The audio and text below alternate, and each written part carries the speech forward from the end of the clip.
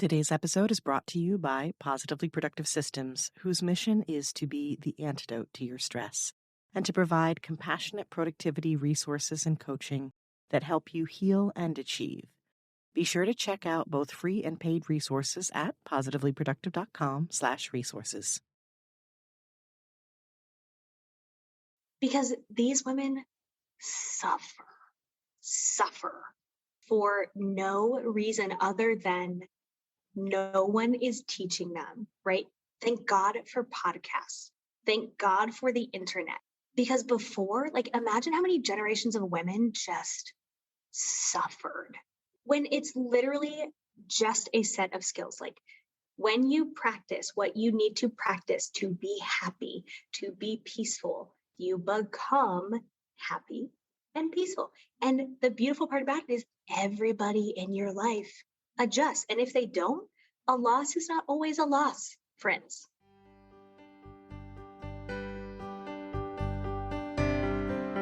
You're listening to the Positively Living podcast. I'm your host, Lisa Zawrotny, founder of Positively Productive Systems and a coach certified in time and stress management, helping clients make space for what matters most in their lives. Join me each episode and we'll talk about decluttering, stress management, habits, personalized productivity, gratitude, and so much more. I understand the overwhelm of life because I'm a wife, mom to kids and cats, and a former caregiver. I'm here to help you choose what's right for you so you can do less, live more, and breathe easier. Sound good? Let's get to it.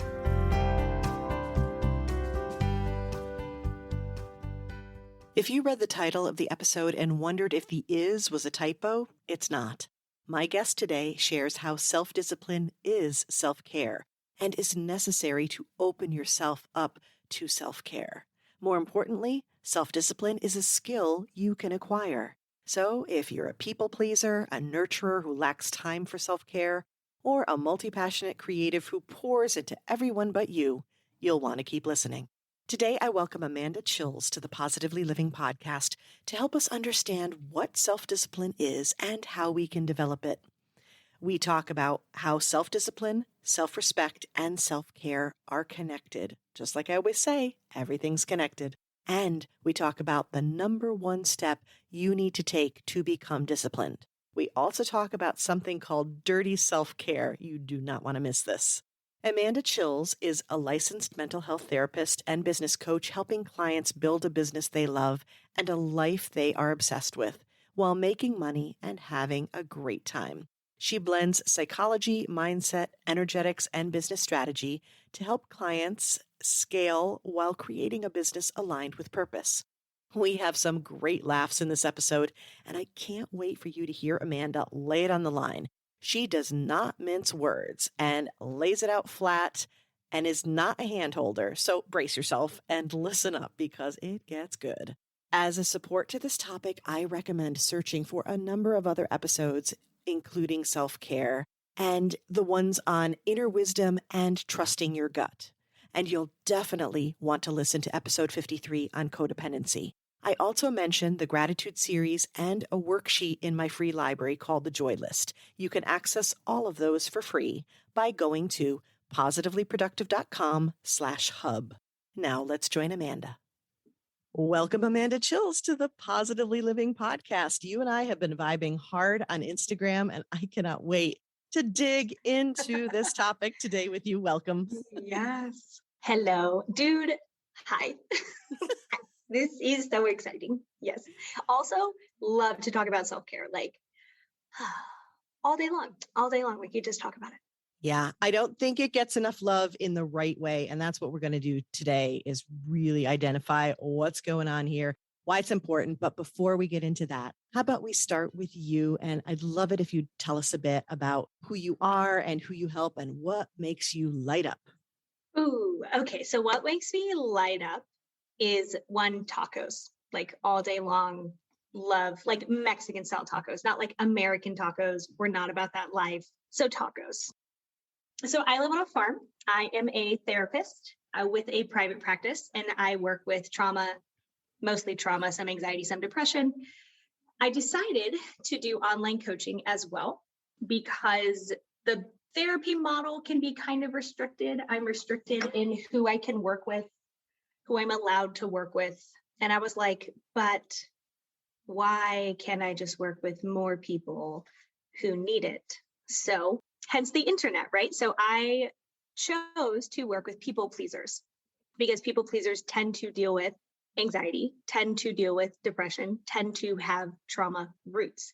So, those are my people. Someone who typically in the online space, I work with women who just want more, they just want more out of life. And they know that like this is not it, but they don't know how to unapologetically go get what they want because they feel guilty because they've been taught that selfish is the worst thing that you can be. And you can't be ungrateful because then people hate you and they'll be mad at you. And it's like this toxic hellhole of suck that these women are taught to live in. And it is heartbreaking. It's heartbreaking. So I was like, well, self, you have a lot of knowledge on how to help that. So you can have a broken heart or you can fix it. So I choose to fix it. So that is what I do. So in the online space, I work with people pleasers, empaths, women who find themselves saying yes a lot more than they want to, but never to themselves, right? So they say yes to everyone else, but not to them. Exactly. Nodding my head frantically. Those are my people too.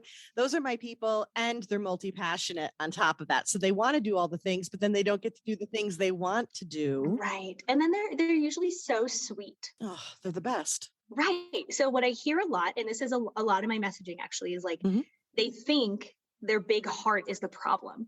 Oh, I love too hard. Oh, I have too big of a heart. And I'm like, no, like you are a light in the darkness. Like that is not the issue. The issue is you have no self-discipline. The issue is you're terrified and letting fear drive.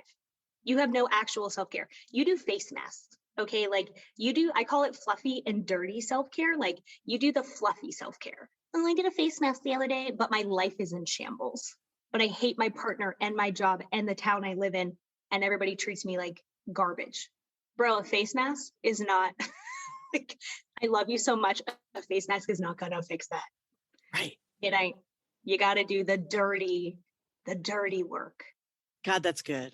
I love it. I love it. So yeah, enough with do not get me wrong. I am all about the pampering, but the pampering is not the nurturing and the nourishing. And it's not the work. And since day one, and now you've inspired me to repost it again, which is self-care isn't selfish.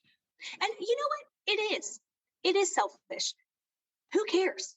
I want you to be selfish. I want you to be selfish because otherwise you have no self. So it's interesting. Some of the themes that I hear with women and people that I work with, they feel scattered. If you have no sense of self, you have no roots. So no shit, you're going to feel scattered. They don't feel in control of their life.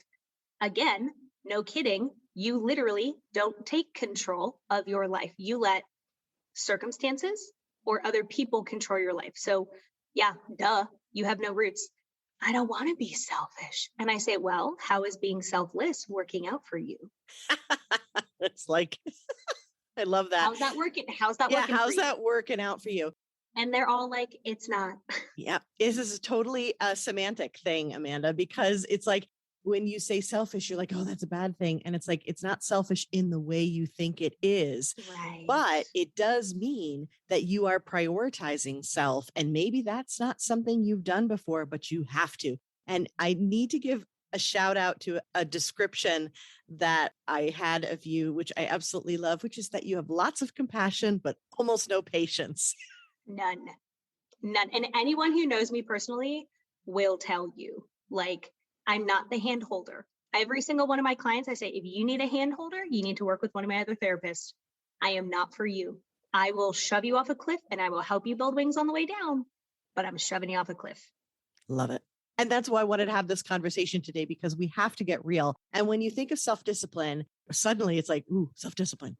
And that sounds hard. I don't have that. We'll get it. Okay, but how? Well, that's what we're talking about today. But let's do a little defining first before we lead down that path, which is what are we talking about in terms of, well, we just talked about self care, which is great. You've already identified that. I love this fluffy versus dirty. I'm totally using that. It's a good analogy. I love it because I mean sometimes we say like, deep or we get deeper. I have a worksheet I call the joy list, and it's you create your own self-care guide, and the reason being is that too often we go with the pampering stuff, and don't get me wrong, I love my mani pedis. I love them, Right. But but it's not doing the work. right, because it's not what's going to last for you, what's going to be foundational. Right. So this is where you start thinking, oh, that's a thing that lights me up. That's a thing Yes. that like no matter what I do, I'm drawn to that like a moth to a flame. And it's the most amazing thing for me. Why am I not doing that? Self-care. You know what I mean? It's that kind of concept. I can tell you why. It's because they're cowards. And I say that with all the love I have in my heart. They're cowards. They don't know. So women and men, but it's predominantly women who have been taught that being selfish is bad, that they're supposed to be selfless, that they're supposed to take care of everyone else, that their only job is to make other people happy. That gets translated to love. That is how you love people. That is how people love you, not by who you are, but by what you can do for people. And so you naturally, because you want people to like you, you want people to love you, you want people to stay, you overextend. The problem with that dynamic is that the other party never meets you halfway. And there is a beautiful quote, and it said, "Meet me in the middle," says the unjust man. You take a step forward, they take a step back. Meet me in the middle. And it's that game, and powerful, right? Yeah. I know. Gonna need a moment there. Yeah.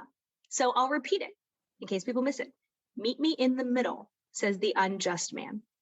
You take a step forward, they take a step back. Meet me in the middle.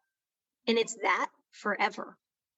So you think, right? And I know because I work with a lot of these women, they think if I just give one more, if I give one more, I'll finally meet a heart like mine. I'll finally get someone like me. You don't allow people like you in your life. So a lot of these women, right? And there's so many dynamics here.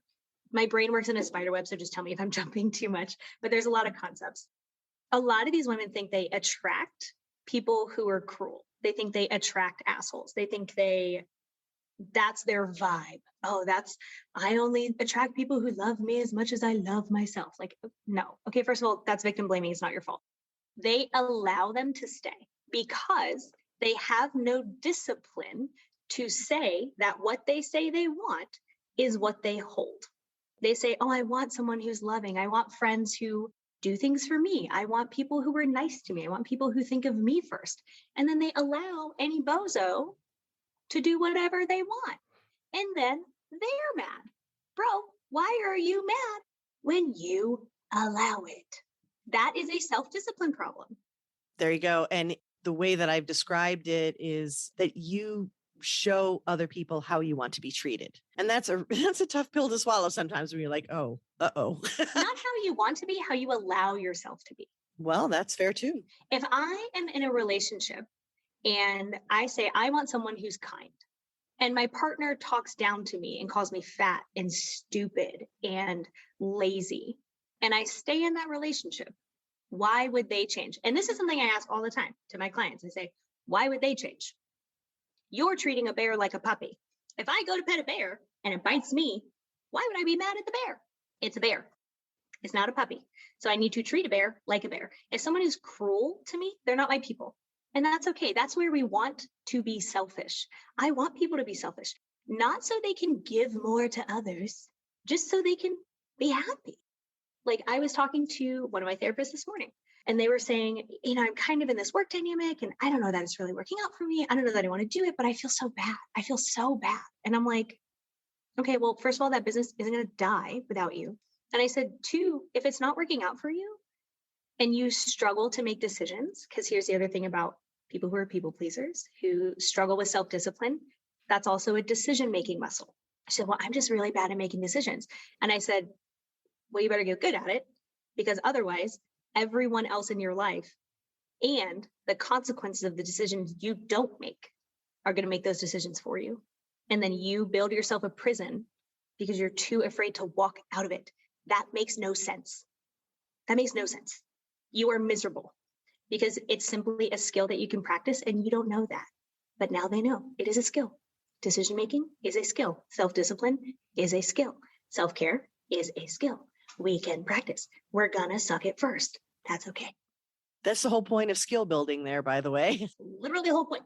You suck it first and then you get better. Yeah. The only thing that I haven't managed to get better at is bowling, but I promise you, decision making, we're going to do it enough. Discipline and self-care. And maybe I just need to be bowling more, but that's another story for another day. It's reps, right? If you want to get really dumb good at deadlifting, you better pick up a bar and put it down. It is that simple. It's not that easy, obviously. It's hard, but it is a simple process. Yeah, there's a distinction between simple and easy. And I've made that a lot because I do talk about simple steps. That doesn't mean it's not easy, that it's easy to suck it up and take that step. Yeah, that step can be really hard. And especially if you're good at other things or you've always felt like you're good at things because you've created this identity that equals what you do for other people, or this productivity identity where you're talking about like, okay, I'm doing all these things. How awesome am I? And then when you step back, you're like, uh-oh. Right. And I love that you brought that up, because what happens with people pleasers is that working harder will work in many areas of their life. And so because the brain is lazy and it makes generalizations, it's like, oh, well, I worked harder and I got better at piano, or I worked harder and I was a better athlete, or I worked harder and I was better at work. I can definitely work harder and make people love me. But it doesn't work that way because, again, you take a step forward, they take a step back. They will never meet you in the middle. Stop treating a bear like a puppy. Mm. And all the time people will say, well, I don't know what to do. And I say, what do you think you should do? And they're like, oh, I think I should have this conversation, or I think you should blah, blah, blah. And I'm like, all right, do that. Great. And they're like, that's not easy. And every time I say, I know, I never said it was easy. I never said it was easy. I'm not going to make you that promise because I know that would be a lie. It's not easy, but it is freedom.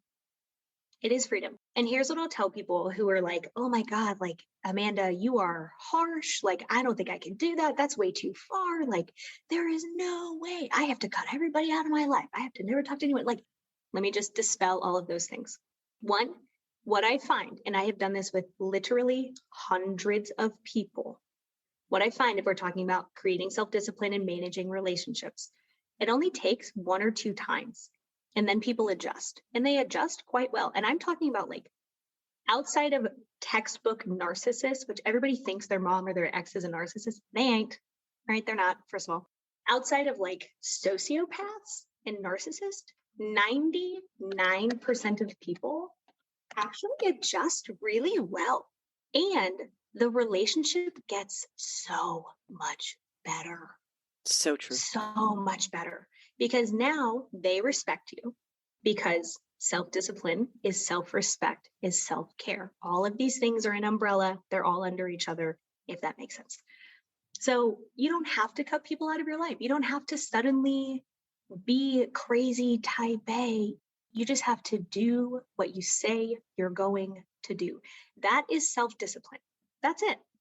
Do what you say you're going to do. Stop lying to yourself and everyone in your life. And let me tell you something, when you lie, especially to yourself, because this is the thing, and we talk a lot of times about, being truthful and trustworthy, and we think so much outwardly about that. But what about inwardly? What about to ourselves? Because our brains are taking us at face value. And then when we don't do what we say we do, our brains are like, what? I don't believe you anymore. Right. It's This one is not trustworthy. Exactly. That's not self-care. Like, you have to not be a liar. You have to not be a liar. If you want to be happy, stop lying. That's why I say self-discipline is self-care. And it's not the fluffy, well, I'm in a bathrobe and I took a bath today. Awesome. Super, you know what? Good for you. If that's where you start, good for you. Start wherever you want. But eventually, and the reason I call it dirty self-care is because you have to dig the rot out. And oftentimes we put the rot there, or someone puts it there and we believe it. Yeah. It's terrible to be selfish. Everyone will be mad at me and then they'll leave me. Will they? I don't know. Let's test the theory. Probably not.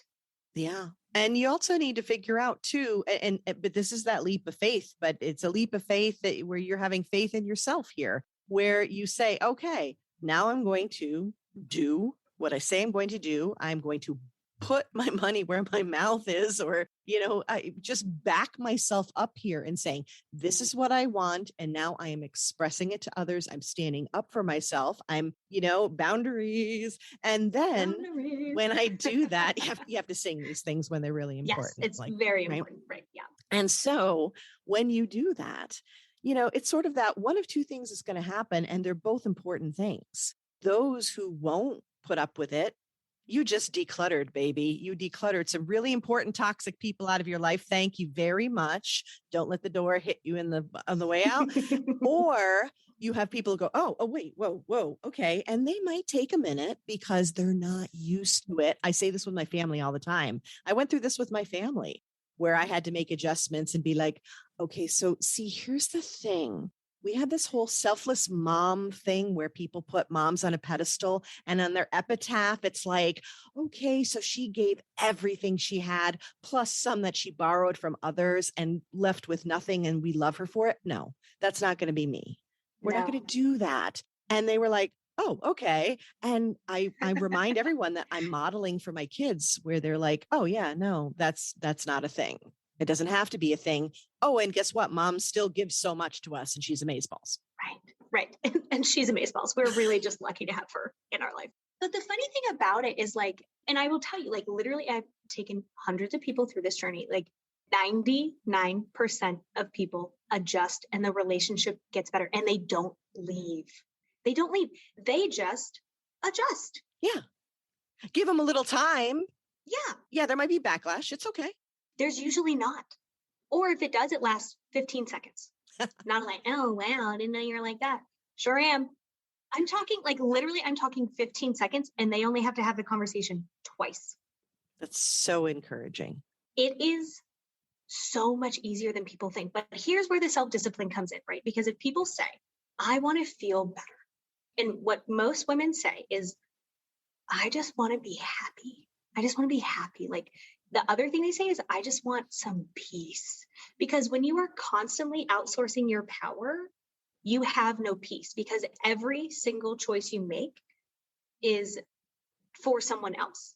And so you are constantly having to adjust because everybody wants something different. So you're always running, you're always building something and tearing it down to build for the other person. And like, oh my God, imagine building a house and doing only what everyone in your life thinks you should do. You would literally never finish the house. Mm-hmm. You wouldn't even like the house if you did, but oh, by the way, you're never going to finish it because one person's going to say, oh, I think you should do wood floors. Oh, I think you should do tile. So you lay these wood floors and then you tear them up and you put tile. And then the next person's going to say, well, I think you should do wood floors. You're like, oh my God, I just tore them up to put the tile and now I have to tear them up to put the wood floors. And right there in your description, right there, there's multiple things going on. One, you're not finishing the damn house. Okay, so there's that. But you're also tearing your hair out in the process. And spending stupid amounts of money. Spending stupid amounts of money, spiking your stress response. This is a really great metaphor. So true. Yeah. So true. Thank you. We just made it up. Yeah, I love it. I love it. Yes. But so you're not getting anywhere. And you get to have it like a super like horrible stress response. Oh, yay. That sounds like an awesome combination, not. And you hate your life and you hate your house. And now you hate everyone in your life who's telling you what to do with your house. Resentment. But you can't tell them. Right. But you can't tell them because they might be mad at you. Right. Exactly. So you just do that like grin with your teeth, or you're just, your teeth are together and you're trying to talk because right. Yeah. Like I have had women with coworkers who were mean, like they would make really mean jokes, right? We're going to put that in quotes. And so we talked about like, okay, what if you just told them you didn't think it was funny? Hey, when you do that, that's not funny, which is a discipline. It is a discipline to take in action. Okay, here's why it's a discipline, because you don't necessarily want to take it. So we have to do it when we don't feel like it. That's why it's not a self-motivation practice. It is a discipline practice. We have to make these choices, do the action, even when we don't feel like it. You're going to feel uncomfortable. If you chronically abandon yourself, it is going to feel very bizarre to suddenly take care of yourself and have your own back because it's literally just a new practice. It would feel very weird if I started walking a different way. Not because it was the wrong way to walk, just because I've walked this way for 31 years and now I'm walking a different way. Right. People experience this all the time when they have, certain injuries or growth or development, right? Imagine driving a manual car. It would feel weird. Even though you kind of know how to drive a car, you're like, oh, well, everything is new. Same thing, right? That's why we are disciplined about practicing this skill. It is just a skill. The more you practice, the better you get. So we talked about setting boundaries with her coworker one time. One time she did. She has hated this guy for 2 years. Straight up avoids him. Avoided, went out of her way, so much extra work. One time she was like, I don't really like those jokes. I don't think they're funny. And he was like, wow, where's your sense of humor? And she said, they've never been funny to me. Stop making them. They're friends. Now they're friendly. And I'm just like, oh my God, you suffered. And here's why I get so angry about it. Because these women suffer for no reason other than no one is teaching them, right? Thank God for podcasts. Thank God for the internet. Because before, imagine how many generations of women just suffered when it's literally just a set of skills. When you practice what you need to practice to be happy, to be peaceful, you become happy and peaceful. And the beautiful part about it is everybody in your life adjusts. And if they don't, a loss is not always a loss, friends. Yeah, it's a space opening up for better. Right? If somebody's determined to be cruel to me, you are not a loss. I'm divorced. And a lot of people oh, your marriage failed. Hell no. I got rid of somebody who put holes in my wall. That's a win. 0% loss there. I have no holes in my wall now. I'm winning. It's like buying an outfit that doesn't fit and then taking it back to the store and you're like, that's a loss. No, I'm going to keep that in my closet and have it take up room and it never fit me. What that makes no sense. And every time I open the closet, it tells me I'm stupid and ugly. But it's so true. And this is why I love to bring it all back to clutter, right? It's like you have the stuff in your space, in your life that's weighing you down. Yes. And it's really funny that you say that because a lot of people, after they work with me, they say they feel lighter. And I'm like, because you're digging the rot out. Yes. I just want people to know it's a practice. And with that practice, with clearing out, with standing up for yourself, with showing yourself that you can be trusted, right? And feeling that way, okay? You are stepping into what we talk about. Another buzzword that flies around. I don't like that they're buzzwords, but I love when we can dig in and say, this is what it really is. And that's authenticity, right? Yeah, absolutely. Yes. So I call that alignment. Love it. And the reason, yes, authenticity, but the reason I call alignment is another really interesting trend. And so you probably see this. Once people go through the process and they dig the rod out and I call it congruent. You do what you say you're going to do. You are who you say you are. You're just honest. Amanda on this podcast and Amanda in real life and Amanda as a therapist, Amanda as a coach is 95% the same person.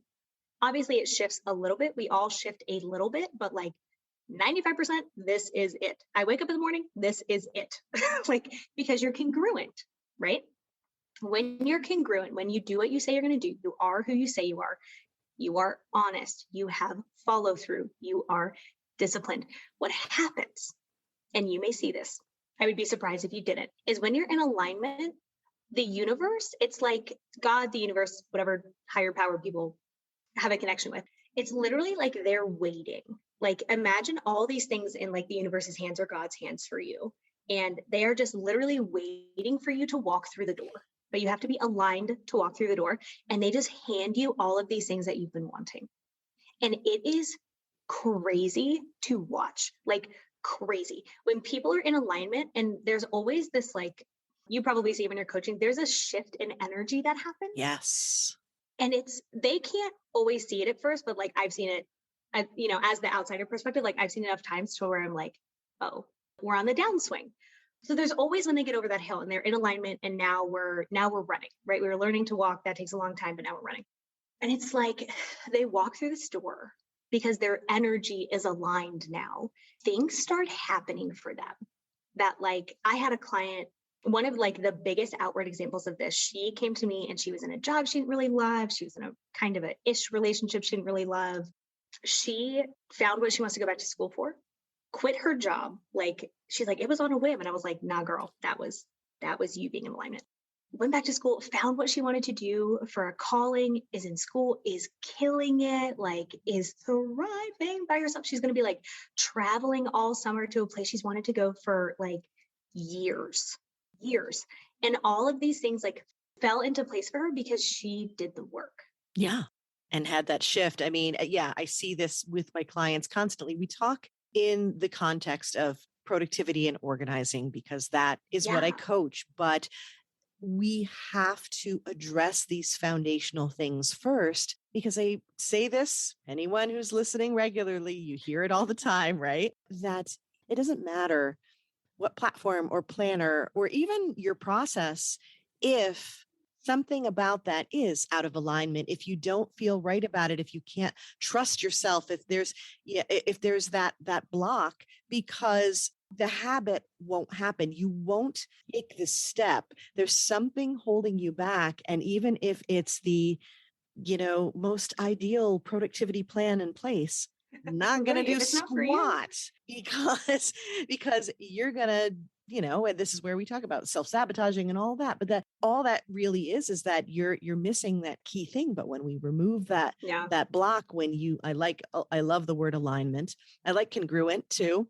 And it's a good reminder what you're talking about. And again, this is why we vibe so much, is that the phrase I use constantly is it's all connected. And the sooner we say, yep, okay, it is, the more we will understand that thing way over there that we did or didn't do, or we're thinking or whatever, is actually going to impact this thing over here that we thought that they had nothing to do with each other. And they have everything to do with each other. That's why I say it's a spider web. If we pull one of the spider web strings over here, it's going to pull other parts of the web. But productivity is a discipline. Like, I don't always want to work.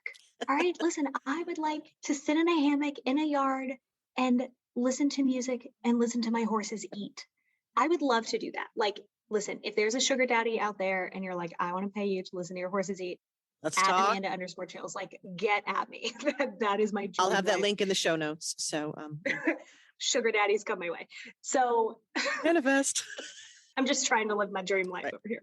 But you don't always want to work. Nobody always wants to work, right? Nobody always wants to go to the gym. Nobody always wants to eat well, but like those are a discipline. And in that discipline, you get freedom. So if we do the hard things now, we have an easy life. If we avoid doing the hard things, ironically, we have a very, very hard life. Such is the secret to happiness and productivity. Do the things you have to do now so you can do the things you want to do. But if you only do the things you want to do now, your life is a hurricane of suck.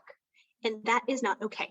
And that includes taking care of yourself. But again, doing the things you need to do is literally self-care. Like, they are so intertwined. And you can't be productive if you don't set boundaries. When are you going to have the time to do things if you're constantly doing everything for everyone else? You're telling me everyone else's wants are more important than your needs? No, ma'am, no, sir, no non-binary, no, thank you. No, what you need is more important. It's okay to be selfish. Why? Because they're selfish. Everybody's selfish. We can do both, right? So part of the reason that I charge a certain amount is so that if clients need it, I can see them for free or for a sliding scale. But I build that in so that I have what I need to be able to then be generous. Exactly. Does that make sense? So we say, I'm going to get all these things done that I need to do. I'm going to be this productive so that I get what I need to do so I can spend time with my family and really be there. Yeah, exactly. To be present. Right. Instead of hanging out with your kids or your partner or your friends and thinking, oh God, this to-do list. Oh, I've been avoiding that all day. I don't know if you stress watch Netflix. You have so much to do that you watch Netflix and then you're like, Oh my God. I have, but I also do walk my own talk, and I understand that that is a sign. So Right. you do it, you accept it, you move on, and then you say, okay, what do I need to do? And conversely, in terms of being fully present, I also have conversations with my family to help them understand, okay, I'm going to be working at this time and I need you to support me in that. I'm working with a client, I'm doing a recording, this is what's happening here. And then I am available at this time. Then we're making dinner. Then we're doing things together. So I don't like the word balance as much. I love the word harmony, but it's the ebb and flow of life, right? Yes, and it is, right? And if you're saying if you can't do that, if you struggle to do that, again, it is just a skill. But you're also lying to the people in your life because you don't really want to do those things. Or you say, yeah, I'm going to be there, but you're not really there. And that feels gross. Like that's misalignment. And when you're misaligned, opportunities are blocked from you, blessings are blocked from you because the universe is like, oh no, we're going to keep giving you this lesson. Yeah. Because you're not learning it. You have to learn to be selfish and that it's okay. That's okay because it's just a practice. You can be disciplined about the practice and then you have freedom. Yeah, and I'm just go ahead and drop the mic because I just want to sit here with it because I feel like that is the place for us to wrap up. All right, before we get into not that this wasn't so much fun already, we're going to have a little bit more fun as we wrap up. But before we do that, just remind us where we're finding you on the interwebs. So you can hang out with me on Instagram. That's generally where I hang out. It's good. I got to say, my Instagram game is like, we are doing it over here. At Amanda_Chils, Chils. You're just going to find a lot of really good stuff. I like to write. I like to communicate. I like to teach. No BS. Like a lot of my free stuff is better than other people's paid stuff. Like I do that for a reason because I think a lot of people can start getting traction from just information. Although apply the information, again, discipline. My website is livemyhappyhealth.com. So you're going to find, you can only work with me one way if you are in the online space, and that is through my group coaching container. So that is it. If you want to work with me, that's what you get. And I'm disciplined enough to only offer that one thing and to go ham on it. So we are going ham on it. It is going to be dope. It is dope. So livemyhappyhealth.com. You'll also see like free resources that I have, stuff like that there. Great. I will have those links in the show notes. And now let's get into the rapid wrap up by filling in the blanks for me, if you would please. Okay. A song that lifts my spirits, makes me dance. Shut Up and Dance With Me by, oh God, whoever it's by. Crap. I know. I'm literally looking at her face and she's all about that bass. No treble. It's a dude. No, you're thinking No. Meghan Trainor. I am Megan. Okay. What? Oh, wait, no, Shut Up and Dance With Me. Shut Up and Dance With Me. My apologies. Such a good song. I was thinking Happy When I'm Dancing by Meghan Trainor. Mm-hmm. Not that that's not a good one. No, but that's a good song. No, Shut Up and Dance With Me. I know exactly who you're talking about, but blanking on the artist. But don't worry, because this will be on the Positively Living Podcast Spotify Dance Playlist Volume 3. So the other one is This Is What We Live For by the American Authors. You want to talk about a banger to drive to with your windows down? I'm going to listen to it when you get off this call because banger. Nice. Now, how about a quote or a mantra that inspires me? You did actually give us a couple already, but what's one that's maybe like your all-time favorite, your go-to? Here's my favorite one. Let them die mad. Oh. Let them die mad. I hope if I do something that's right for me, people are so mad about it, they write it on their tombstone. Not a joke. Wow. Amanda set this boundary one time. F her. Like, I don't care. I don't care. Die mad. Well, if that is not on brand, I don't even know what is. So that's awesome. I told you I'm not a hand holder. Yes. Walking the talk, baby. Okay. And a resource, it could be a book, an app, something that has made your life better. I Will Teach You to Be Rich by Ramit Sethi. That's a good one. Oh my God. If anyone knows Ramit in real life, I want to be his friend. I love him. So he talks a lot about, and I'll explain because the book title is campy kind of. So he talks a lot about a rich life. He is one of the only financial people I follow. He is one of the only financial people I've ever seen.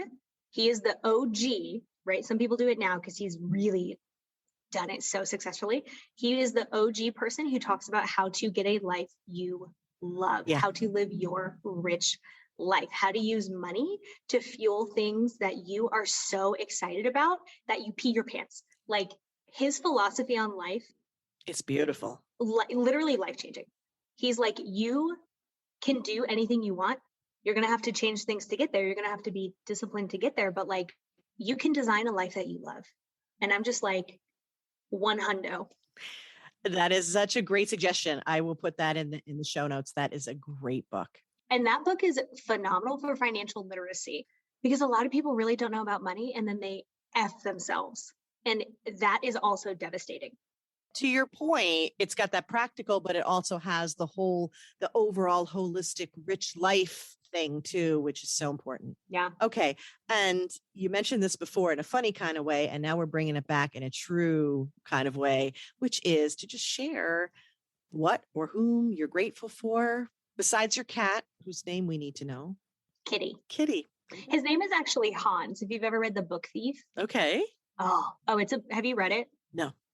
It's going to rip your heart out and it's never going to give it back. Okay. I need to be prepared for that. Duly noted. Okay. Yes, but it's good. Hans Huberman, but we call him Kitty. What am I grateful for? Honestly, everything. I'm one of those people that like gratitude because I've practiced it for a long time comes very easily to me. So a lot of people, when they first start a gratitude practice, will say my family or my job, if they like their job or whatever. I'm like birds, cats, otters exist. Oh my God. So like pretty much everything. And I think it's worthwhile to think about how the tornadoes and the hurricanes in your life have also been something you can be grateful for. Like I talked about my ex-husband. Apparently, I did not learn the lesson for boundaries enough, but I will damn sure never go through something like that again. So I actually wrote him a letter, didn't ever mail it, but I wrote him a thank you letter after I ended the marriage. And I said, thank you for teaching me what I deserve. Thank you for teaching me that I will never ignore my intuition again. I will never allow someone to treat me like that again. So even finding gratitude in like a really crappy relationship, can you be grateful that you lost your job, right? Maybe you weren't brave enough and you hated your job and you really wanted to quit, but we just couldn't take that leap. So you lost your job.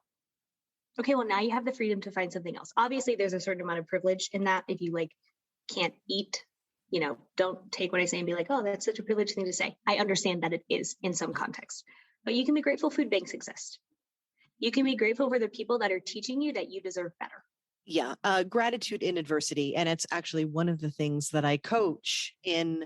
I have a free gratitude group and resources available. I can't wait to interview you. Ooh, all right. I'm excited about that. Speaking of grateful, but within that, you're so right. There's so many ways that we can access and connect to gratitude. And if you have practiced, I need to interview you for that group as well, because it's so true that I truly believe that once you have that practice in place, just like we talked about with the skills of self-discipline, right? And developing that habit and developing that muscle, is that you can access these things. I call it like gratitude on demand, if you will. You're just feeling it everywhere. Your names are like quality. Thank you. Quality. And with that, you're just like, oh, right there. And so we could go so many places with this, but in the interest of wrapping things up beautifully, dear listener, hang tight. I just want to say to you, Amanda, and cliche though it might be, I don't care, because it's true. I'm so grateful for you and to be connected to you, and that you came here and you shared your heart and your wisdom so fully with us today. Thank you. And I want to thank you for shining your light so brightly in this world and for sharing it with us. Thank you. It is literally my pleasure. I live for this.